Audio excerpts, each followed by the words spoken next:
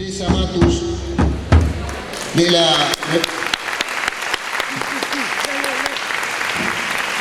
hermana República de Chile. Bueno, muy buenos días. La tengo difícil. La tengo difícil. Tenemos que combatir el hambre, la hora de almuerzo, la hora postrera, en fin. Y tengo, así como en la escolástica, dos caminos, uno fácil y uno difícil. Sí, hemos tenido días y mañanas muy alegres, y es fácil decir cosas en días alegres. El punto es, ¿qué decir en días de derrota? Y el camino fácil en días de derrota, para una chilena como yo, sería hablarles de fútbol. Y poder decirles, no se preocupen, no se preocupen, una vez o dos veces, Copa América, no es nada, no es nada. Ustedes fueron tremendos, son tremendos, serán tremendos. Nosotros llegamos ahí, mirándolos a ustedes, argentinos, con entrenadores argentinos, con manos de fuego argentinos. Y eso sería un camino fácil. Ahora, un camino difícil, ¿no? Es hablar de esos nexos que indudablemente tienen entre fútbol y política. Y voy a partir con una sola línea de García Linero. Él decía, hoy día la derecha viene arropada con las banderas de la crítica. Y ese en realidad es mi tema. Es decir, hay una relación modificada entre capitalismo y crítica. Y trabajo social no puede pasar por alto ese giro y tiene por lo tanto que enfrentar la reformulación de sus propios enfoques críticos si quiere entender esta hora de la derrota. Y la propuesta que yo traigo para ustedes de qué está hecho estos materiales de la crítica, de relatos, mapas y datos, no es de una crítica tradicional, sino de una crítica travestida. ¿Por qué? Porque si el capitalismo ha tomado las banderas de la crítica, nosotros tenemos que trabajar una crítica travestida para derrotar al capitalismo. Porque con las banderas de la crítica ellos están entusiasmados, tan entusiasmados. Yo nunca pensé venir y prender la televisión en la noche y que no solo estuviera el gobierno, sino que volvieran los monseñores. El tiempo de los monseñores a decir si uno puede o no puede fornicar con quién. En ese sentido, por lo tanto, ¿me entiendes? Declararnos a todas luces impenitentes eternos, impenitentes abismales. Y por lo tanto, ustedes saben y nosotros sabemos, no me voy a detener en este capitalismo reificado que tan bien han ilustrado las personas que han hablado antes de mí. Pero sí voy a, en este sentido, partir con esa idea hegeliana. Una cosa surge a partir de su propia pérdida. Es decir, nosotros nos atrevemos, tenemos que atrevernos a soltar algo extraordinariamente querido por nosotros, una forma de noción de crítica. Si nosotros no soltamos las maneras habituales de hacer la crítica y andamos todos con las chapitas de nosotros somos los críticos, nosotros podemos entrar en el club de los nostálgicos, pero no vamos a penetrar en la ciudad. Y mi idea, y en ese sentido comparto con Fernando esa idea de Marx, la indignación es el instrumento de la crítica, pero se trata de entrar a la ciudad. ¿Pero qué es la ciudad hoy día?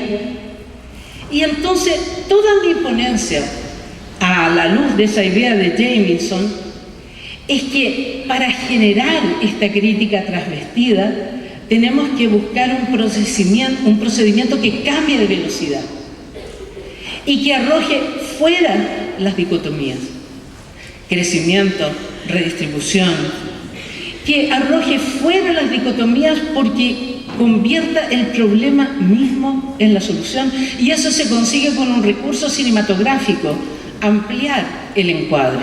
Benjamin diría recordar a los muertos, de tal modo que nos podamos observar históricamente. Pero para eso, y por eso la tengo difícil, tenemos que pacientemente poder categorizar, caracterizar, analizar este momento. Entonces, ¿qué es esta crítica travestida y por qué esto es un enfoque de creación destructiva para el trabajo social? Porque nosotros, como en ese bello pasaje que un gran filósofo brasileño, Vladimir Safatl, en un texto que se llama O Grande del Abismo, muestra a propósito de las discusiones entre Lukács y Adorno, donde Lukács decía de Adorno: ustedes, los frankfurtianos, viven en un gran hotel mirando el abismo. Yo podría decir, hoy día, más que nunca, los recursos de la crítica tienen que aventurarnos, tienen que darnos un paso, no hacia soluciones conocidas, no hacia mecanismos por los cuales nosotros sabemos transitar, sino que nos tenemos que atrever a enfrentarnos al abismo. Y una parte de enfrentarnos al abismo es mirar nuestra propia falla en ese sentido, ¿no? Bolstanqui nos va a decir que el sistema capitalista se ha mostrado mucho más robusto de lo que nosotros habíamos pensado, porque esa robustez el capitalismo la ha encontrado también en las críticas. El capitalismo ha fagocitado parte de las críticas sin mover un ápice sus principios de acumulación. Y por lo tanto, el costo de la crítica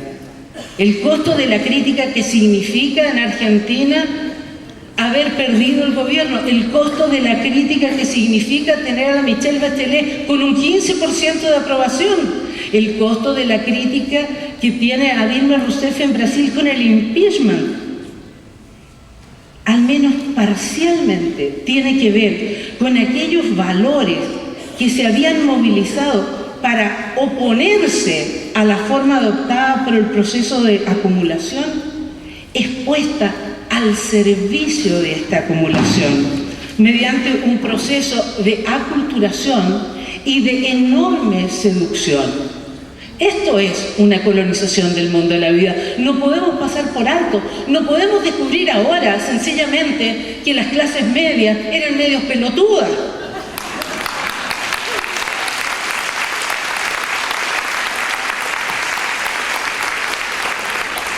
De otro modo, los pelotudos somos nosotros, ¿me entiendes? Ahueonados, como diríamos los chilenos, ¿me entiendes? O sea, no podemos encontrar soluciones sencillas y consolarnos con que algún día se dan cuenta que todo pasado fue mejor.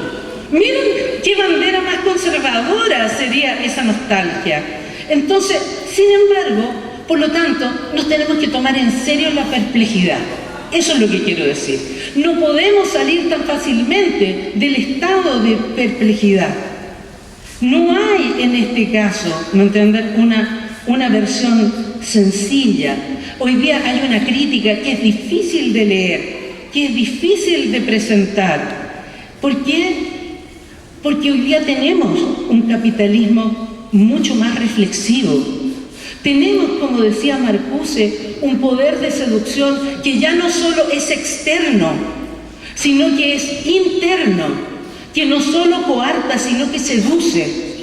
Y por lo tanto, en ese espíritu de seducción, el capitalismo pone su propia impronta, pone su propia marca, pone su propio deseo. El capitalismo se transforma a través de nuestra propia crítica. Y al hacerlo, hace que nosotros aparezcamos desactualizados, que nosotros aparezcamos anacrónicos. De allí la importancia de una renovación enunciativa de la crítica. ¿Me entiendes? Ayer Rinesi lo decía con todas sus letras, basta de marxismo jurásico. Porque nosotros no vivimos en el tiempo de esa prehistoria. ¿Entiendes? Hay que tomarse en serio. Si uno, y en ese sentido yo creo que esa distinción benjaminiana entre tradiciones Forleben y Überleben de Marx de tradiciones fuertes, decir que uno respeta a Marx es reconstruir su materialismo histórico y no volver a pensar como si uno hubiera pasado el siglo XX, ese siglo oscuro del cual Hobsbawm nos hablaba tan bien. Y asomarnos, en este caso, a nuestras diferencias. Yo comparto absolutamente lo que decía Fernando, donde nosotros no podemos cerrar filas en trabajo social bajo un concepto de crítica directa, monolítica, que nos haga ciego a nuestras diferencias. Por eso, en este sentido, yo misma estoy contraargumentando para ustedes mi propio concepto de polifonía. Por eso, en este caso, he escrito un texto que se llama Punto de Fuga, para poder adentrarnos en las disonancias abismales, pero, y también, como decía Fernando, entender que desde allí pueden surgir propuestas sin consensos, propuestas sin identificaciones. Y por lo tanto, la crítica tiene que ser capaz en trabajo social de asumir travestidamente los rostros del capitalismo. Y para eso es indudable, desde mi punto de vista, si uno quiere tener un caballo de Troya delante de la ciudad, no puede creer en macrosujetos. Nosotros no necesitamos a Aquiles, nosotros no necesitamos a Robin Hood. Además, la Margaret Thatcher vendió todo el bosque de Sherwood. Entonces, todo lo que necesitamos nosotros son flechas, son ondas, son caballos.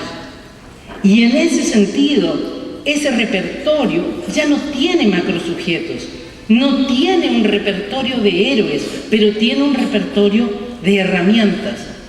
Y por lo tanto, lo voy a decir claramente, yo no creo en ontología ninguna. No creo ni en un ser celestial, ni en un ser terreno, y es más, no creo que la totalidad necesite de una ontología, porque si la totalidad es algo, como ya decía Hegel, la totalidad es plena negatividad. Y quien busque positivizar esa totalidad y volverla dogma, la destruye. Por lo tanto, en este caso, esos rostros negativos de la crítica, del trabajo social contemporáneo, son múltiples. Son múltiples. Sin embargo, son increíblemente disonantes unos con otros. Fíjense que esto es más viejo que Heráclito. Heráclito ya decía que la única cosa que valería la pena hacer es el arte que se mueve entre la discordia y la polémica. Y por lo tanto se identifica con ese nómada, con ese Ulises, el de los 1000 ardides, ¿no entiendes? Esa figura de ese guerrillero que en Chile, por supuesto que uno recuerda en Manuel Rodríguez, y ya no en O'Higgins, y ya no en Carrera, y ya no en San Martín. Entonces, en este caso, ¿no?, asomar en trabajo social esa idea de crítica viral, navegable, expansiva, letal, esa crítica solo puede irrumpir si crece fuera de los propios presupuestos en que nosotros hemos pensado la crítica en trabajo social. Y entonces lo que yo voy a intentar recorrer con ustedes es mirar en este sentido un poco esas fallas.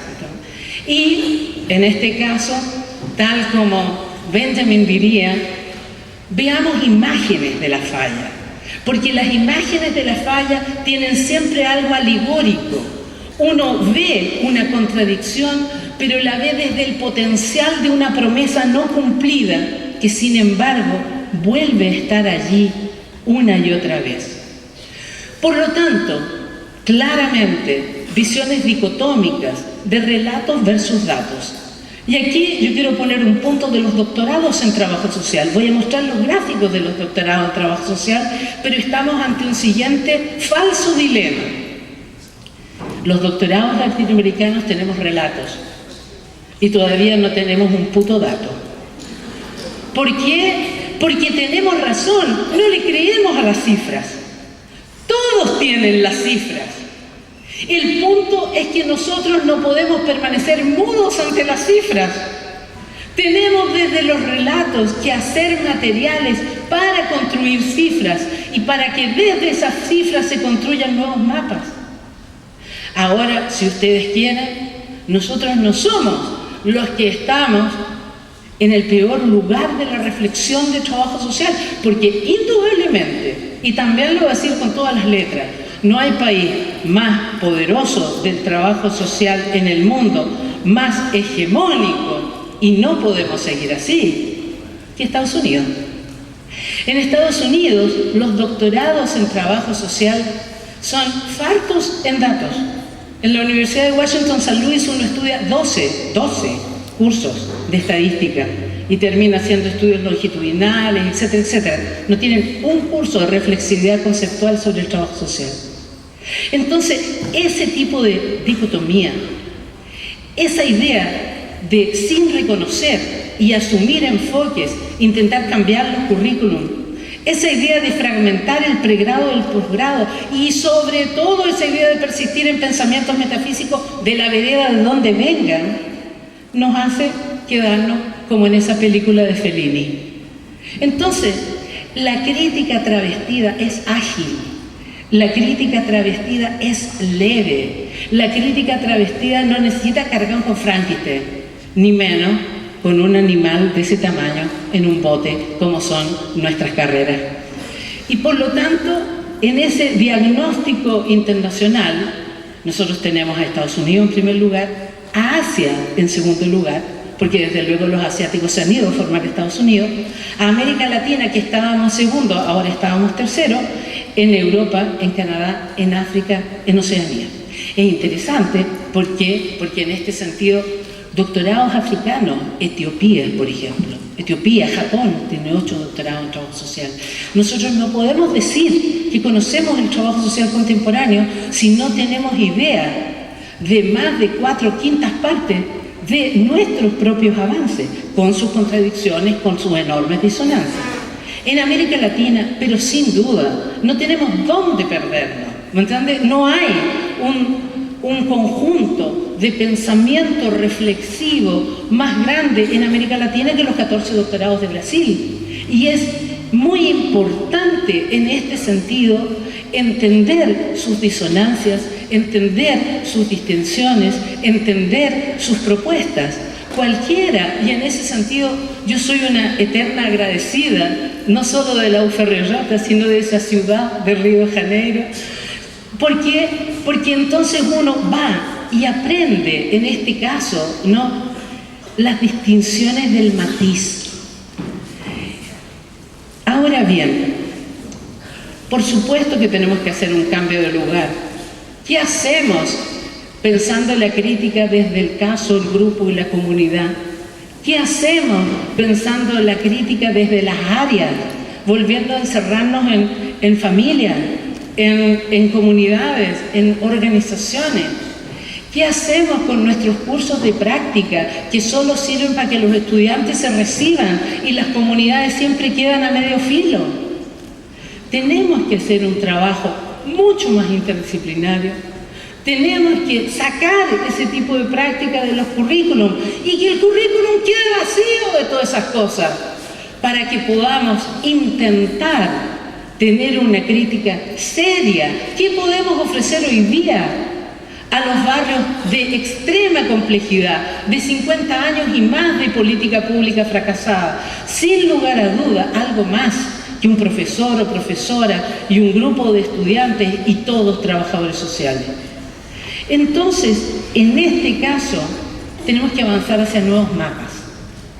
Pero no se avanza hacia nuevos mapas solo geográficamente, porque hoy día, y les voy a mostrar, están de moda los mapas georreferenciados, ¿verdad? Y sería absurdo que nosotros apostáramos por la técnica del georreferenciamiento y no por la geografía argumental del georreferenciamiento.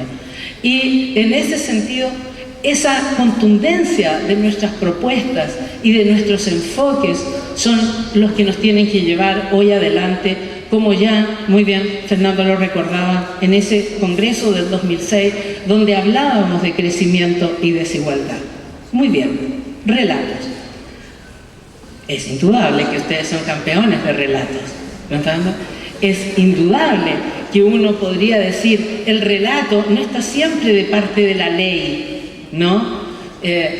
Muchas veces las figuras de la ley son figuras de la represión y las figuras del avance, como nuestras sufragistas, son figuras que detrás de la ley encuentran la justicia. De ahí que esa tremenda sentencia de la Jane Addams: trabajo social no nace para cumplir la ley, sino para interrogarla, ¿no? Y en este sentido, muchas veces Galileo, y no solo Galileo, Fernando también hablaba de Dilma, el juicio ya está zanjado. Pero es ahí donde podemos encontrar otros relatos. Yo hace un tiempo les recordaba para ustedes ese relato de Danton en la sala de los espejos, que decía dos cosas delirantes: no vamos a morir y seremos recordados. A los tipos los mataron la mañana siguiente, murieron todos. Y él decía, seremos recordados, aunque quizás los que nos recuerden todavía no hayan nacido. Por lo tanto, en este caso, las lógicas paradojales en relación a la desigualdad no se superan con pura consigna. El problema tiene que ver con que los relatos, y que después se traducen en cifras y en mapas y en datos, son extraordinariamente consistentes. La derecha no es inconsistente, la derecha es extraordinariamente consistente. En este sentido, yo tengo un punto de discrepancia fuerte con García Linero. Ellos sí son un horizonte de sentido. Son un horizonte de sentido que han logrado hacer una distinción fundamental entre pobreza y desigualdad. En este caso, y ese es el día en que asume la presidenta Bachelet, ¿verdad? Y este es un punto de referencia que es uno de los grandes centros, el Centro de Estudios Públicos en Chile es un gran centro de pensadores y de intelectuales de derecha. En el año 2000, o sea, casi 10 años antes que la presidenta Bachelet asumiera su segundo mandato, decía, los pobres no pueden esperar, la desigualdad sí. Me quiero detener un punto en ese relato para poder entenderlo. ¿Por qué la gente en Chile no le cree a la Michelle Bachelet, donde decimos, tenemos un solo gran adversario, se llama desigualdad y solo juntos podemos enfrentarla? ¿Por qué no estamos juntos enfrentándola? ¿Por qué ella tiene un 15% de adhesión? Porque el relato de la derecha es consistente. ¿Qué dice ese relato? Que los chilenos demandan dos cosas, igualdad y crecimiento económico, pero que a la hora de elegir prefieren el crecimiento económico. Que la primera aspiración es salir de la pobreza y que por eso Chile no puede darse el lujo de poner en riesgo la creación del empleo y el crecimiento. Cualquier semejanza, yo no soy responsable con lo que están ustedes escuchando en la radio. ¿Me entienden? En ese sentido, por lo tanto, eso tenemos que tomarlo muy en serio, ¿me entienden? Tenemos que tomarlo muy en serio. Eso de que los pobres no pueden esperar porque la desigualdad sí, porque se supone que es el crecimiento el que nos llevará a una mayor igualdad a mediano plazo. Es más, ellos nos decían con todas sus letras, en el tiempo de Piñera, que lamentablemente no solo está en las espaldas, también está en nuestro horizonte, que incluso en los momentos de igualdad y crecimiento, que si nosotros somos demasiado entusiastas en términos de desigualdad, ese crecimiento se transforma en un trade-off. Y que por lo tanto, luchar contra la desigualdad es un objetivo de mañana, pero no de hoy día. Y ahí es donde la Michelle Bachelet tiene una piedra de tope en todas sus reformas, porque la gente no está dispuesta en ese sentido a poder cambiar algo que no Piñera el Chico, como las cosas antiguas, ¿no? Felipe el Hermoso, no Piñera el Chico, Piñera el Grande, el hermano, José Piñera, el del año 78, el que privatizó las empresas, el que nos entregó flor de previsión, que son los AFP, una fábrica enorme de pobres. Entonces, él decía en ese momento, si hay algo que hay que cambiar en un país, es la creencia de las personas en un sistema solidario de reparto. Y por tanto, girar ese deseo de ir juntos por los deseos de la capitalización individual. Por decir, con todos estos desgraciados yo no me junto porque llego mejor sola.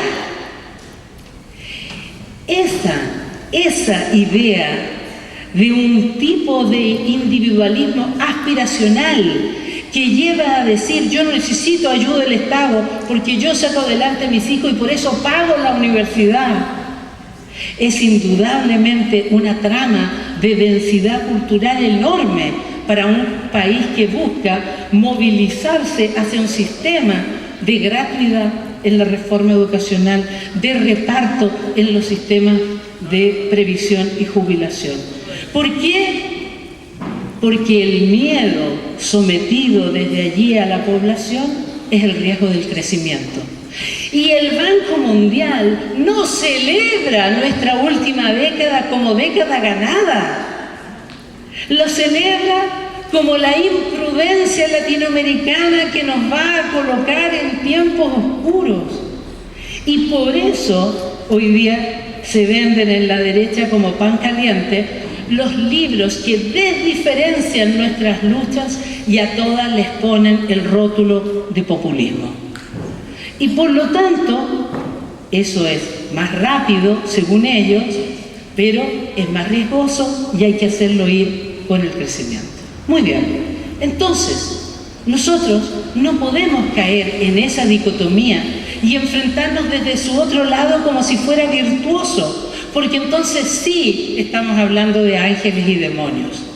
De allí que las estructuras de la crítica son todas disposiciones negativas, dispositivos, constelaciones, esferas, observaciones de segundo orden. Son esos relatos en 3D del cual ayer nos hablaba Rinesi, donde no hay espacio para las dicotomías. Y les voy a mostrar un relato dicotómico de ustedes, de la provincia de Salta.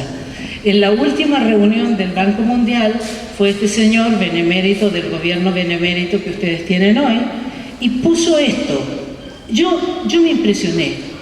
Él decía así: en Rivadavia hay toda esta gente, está todas sus cifras, todo lo demás. Hay un contraste con la realidad, porque a pesar de que se hizo aquí, se le dio escuela a esta gente, centro de salud, agua, etcétera, etcétera, etcétera, ¿qué es lo que sucede? Como si eso fuera la realidad. Los niños no terminan la primaria. Primero comen los adultos y sus sobras se las dan a los niños. Esto en el Foro del Banco Mundial, que se realizó en Santiago. Esto fue la presentación argentina del gobierno de Macri en el Foro Mundial acerca de la georreferenciación y de cómo transformar eso en herramienta de progreso. Los bebés siguen falleciendo por causas prevenibles.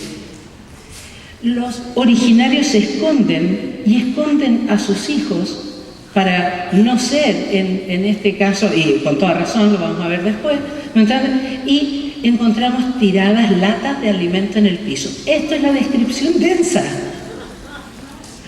Esto, mire, y para eso ellos dicen que la mirada de la pobreza es incompleta, porque, ojo ahí, esto yo no lo arreglé un ápice, ¿no? Él lo dice, la pobreza está en las personas. En las personas. Y por lo tanto, toda la tecnología aplicada a la pobreza, que ustedes me aguarden, tiene ese relato por detrás. Y ahí el paso necesario es conocerlos.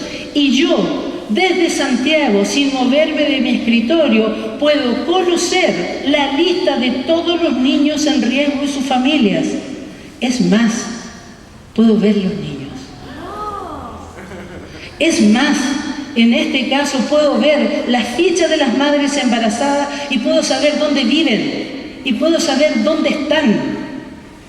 Es más, puedo mirar sus casas y sus hacinamientos y a pesar de ver sus casas y sus hacinamientos, decir increíblemente en esa argumentación de relato que ese verdadero cambio no se logra porque la población adulta ya está dañada. Y como está dañada, reproduce la violencia, la soledad, la ansiedad, los suicidios, la discriminación, la autoestima y la falta de conectividad social. Y me van a decir ustedes que no son importantes las cifras, otro relato, otra cifra y otros mapas para Argentina. No lo puedo creer, no lo puedo creer que el trabajo social desprecie las cifras, que al trabajo social le dé lo mismo estos mapas.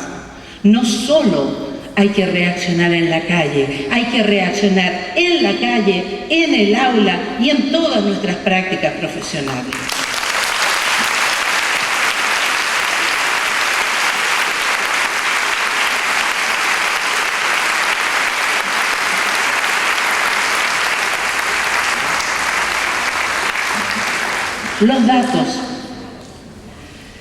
Los datos los vamos a tener cada vez más a la mano. Esto del gobierno de Chile, y insisto, vamos a saber todo de las poblaciones. No necesitamos hacer investigaciones sobre los datos. Esas ya las están haciendo nuestros ministerios de Desarrollo Social sobre los datos. Pero hay una cosa que no están haciendo y que yo diría, pero que está allí a un paso, que nosotros lo sabemos y ellos no, que son las debilísimas calidades de la oferta que se están haciendo en todo lugar, en todo territorio y a cada una de nuestras poblaciones. Voy a hacer una crítica al gobierno de la Michelle Bachelet con su sistema de seguridades y oportunidades. Su sistema de seguridades y oportunidades es enorme y por eso mismo inefectivo. ¿Por qué? Hay 18 programas, por ejemplo, para jóvenes y emprendedores, pero de los 18 no se hace uno. ¿Por qué? Porque no se toma en cuenta la heterogeneidad de los territorios, porque no se toma en cuenta la fragilidad de los equipos, porque no se toma en cuenta lo que ya no resultó. ¿Entienden? No hay gobierno, empresa o fundación social en Chile que se atreva a mostrar su falla. Y por lo tanto, todas las memorias de fin de año es pura gente feliz. Y uno dice, si todos estos programas son excelentes y si toda la gente es feliz, ¿por qué no bajamos la desigualdad del país? Entonces, en este sentido, hay que compararse en base a estándares. Los sistemas de medición, no solo chilenos, sino latinoamericanos, se hacen en base a la demanda, a la cabeza por niño, cabeza por viejo, cabeza por pobre, cabeza por joven. Y además se miden por cumplimiento de actividades. Vinimos nosotros a este seminario, vinieron ustedes, vinieron. Entonces está 100% cumplido. No dice nada de la calidad. Tenemos en Chile una enorme crisis de las cárceles y la gente se asusta y dice, nos cuesta $500,000 pesos, $2.000 tener un reo en la cárcel. Pero esa medición de los usuarios no puede ser solo hecha desde la percepción de los usuarios, sino desde los estándares. Miren, yo les digo, realidades como esta, una comuna enorme, Puente Alto, tiene 1.837 jóvenes infractores de ley y del otro lado un equipo, 8 personas, entre trabajadores sociales y psicólogos, 4 de ellos a media jornada, todos sin contrato de trabajo.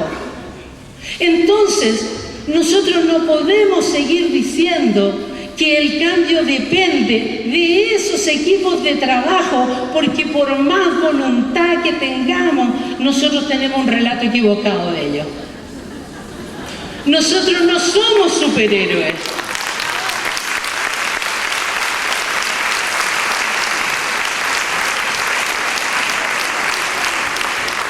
Y si nosotros decimos que seguimos siendo superhéroes, hay datos, hay cifras que nosotros no colocamos.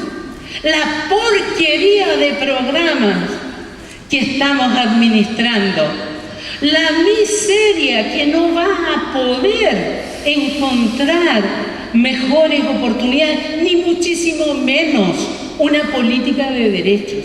En Chile esto se confunde con la moral y es escandaloso. Hay 573 residencias de este gobierno, supuestamente socialista, para trabajar con adultos mayores. Solo 2%, solo en 2% de ellos las personas tienen derecho a una relación de intimidad sexual. O sea, parece que el socialismo le hizo caso al arzobispo. Por lo tanto, en este sentido, necesitamos otros mapas. Y esto es lo bonito, con esto quiero terminar. Esos mapas no son de ahora, esos mapas son de ayer. Ese es el mapa de las pioneras de la Full House en la ciudad de Chicago. Mapa hecho en 1929, donde después de la configuración de esos mapas, esas mujeres construyeron sus relatos. Donde en ciencias sociales, ese sociólogo de Estados Unidos, Dubois, llevó a la Exposición Mundial de 1900 las características de los negros en Estados Unidos. Y cómo, en este caso, la apropiación, el ir hacia el abismo que significó dejar atrás la esclavitud, significó el crecimiento de otro país. Como no era verdad que los crímenes lo cometían los negros, como tampoco era tan verdad que las ocupaciones tenían que ser para blancos y para negros, como tampoco era verdad que los negros no podían tener promesa de futuro. Son mapas que han sabido ir directamente hacia el abismo. En un caso, en términos del sufragio y de la paz y los derechos de la mujer, en otro caso, de los esclavos negros en Estados Unidos, cosa que es indudablemente abierta y persistente como el abismo a todos los que sabemos hoy día las masacres de las policías raciales en no solo el sur de Estados Unidos. Y por lo tanto, un último ejemplo, ¿no? La Facultad de Arquitectura, junto con la Facultad de Ciencias Sociales de la Universidad de Columbia, tal vez han puesto uno de sus proyectos más exitosos que se encuentra hoy día en el MoMA, en el Museo de Arte Contemporáneo de Nueva York. Uno va y se encuentra esto, y dice, ¿qué es esta radiografía oscura? El proyecto se llama $1 Million Block. ¿Qué es ese proyecto? Está hecho por el Centro Global de la Injusticia, y ahí hay un tic a la idea de lo universal, ¿me entiendes? A la idea de buscar respuestas en ese sentido progresistas universales. Dejar de ver solo los mapas de la demanda, sino ver cuánta plata se ha gastado supuestamente en esas masas empobrecidas. Parece un país con llamaradas directamente, ¿me entiendes? E ir territorializando, no para mostrar como en Salta a la gente y a los niños, sino para mostrar que detrás de una cuadra, detrás de un blog, no solo vive gente, sino que el Estado norteamericano, año a año, en una cuadra del Bronx, gasta $1 millón.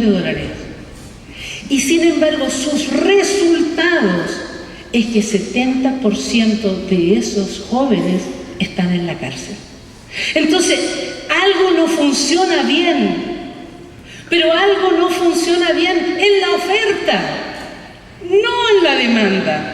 La responsabilidad no está en esas personas impactadas por lo atroz de esas ofertas.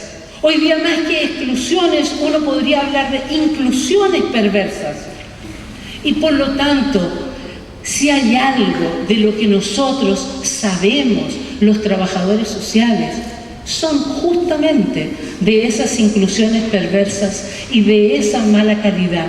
Por lo tanto, una crítica travestida que deje de hablar de familia disfuncional, de jóvenes en riesgo, de familias multiproblemáticas, de barrios sospechosos, y que centre donde tiene que estar, donde no hayan personas de primera clase, segunda clase, tercera clase en nuestros países, que lo que es de primera, de segunda y de tercera son las ofertas públicas y privadas que estamos entregando dadivosamente para intentar salir de la pobreza.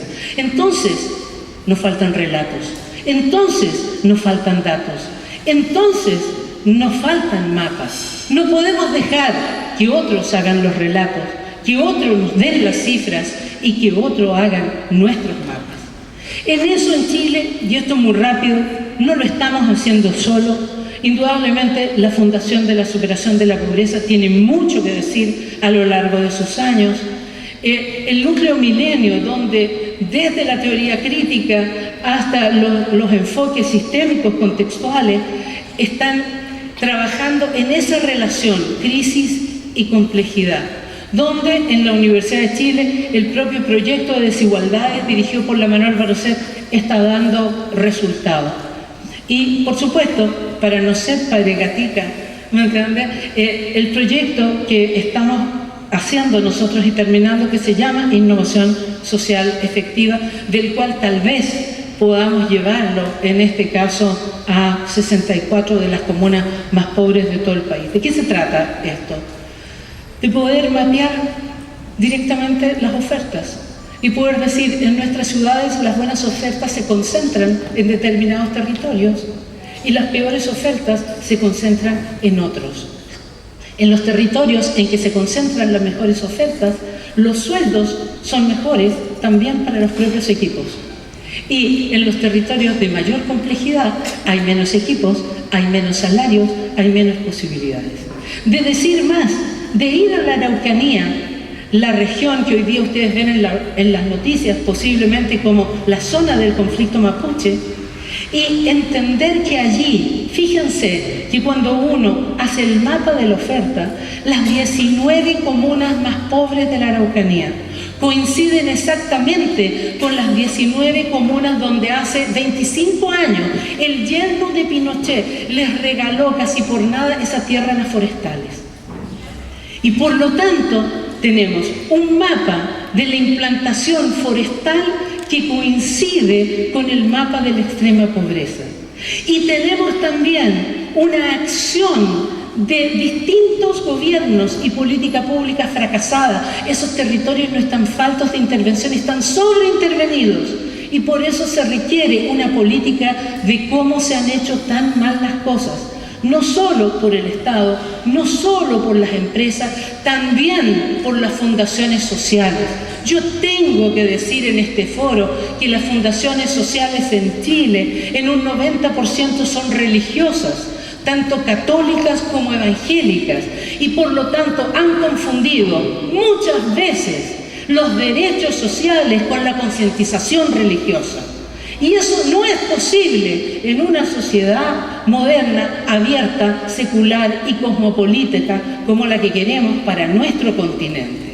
En ese sentido, no es nada extraño que hoy día el pueblo mapuche queme camiones de las forestales. no quiera ir a ningún diálogo político con el gobierno y queme las iglesias. Sin embargo, ellos en la prensa son vistos, por supuesto, como 500 años de violencia. Entonces, relatos, datos y mapas.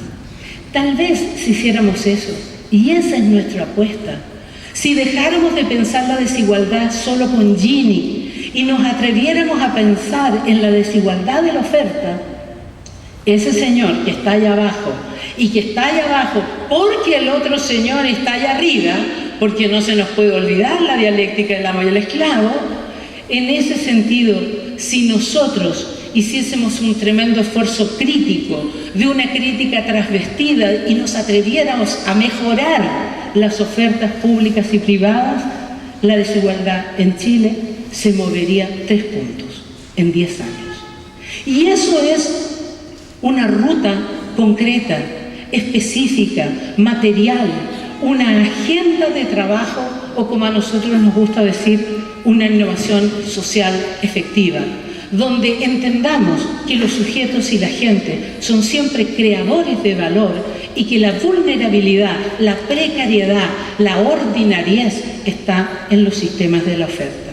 Y entonces los equipos dejaríamos de tener que ser Batman, dejaríamos de tener que ser héroes y enfrentaríamos con pic atómicos de innovación una solución disruptiva, minimalista, que es entender las fallas, dónde están las fallas de esas ofertas, con caminos de mejora que son múltiples, con un sistema que también lleva calle.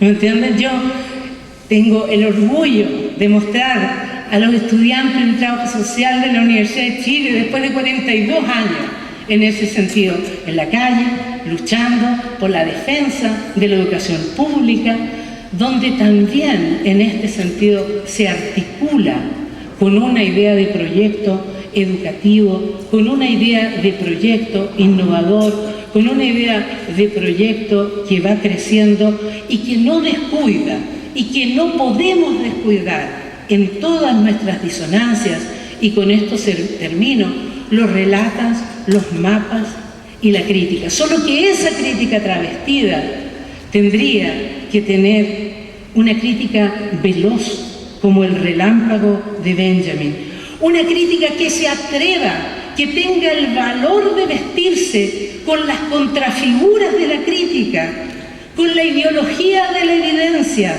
con el amplio arco de la contingencia, con la técnica de las cifras, con las relaciones de la contradicción mortal de la complejidad.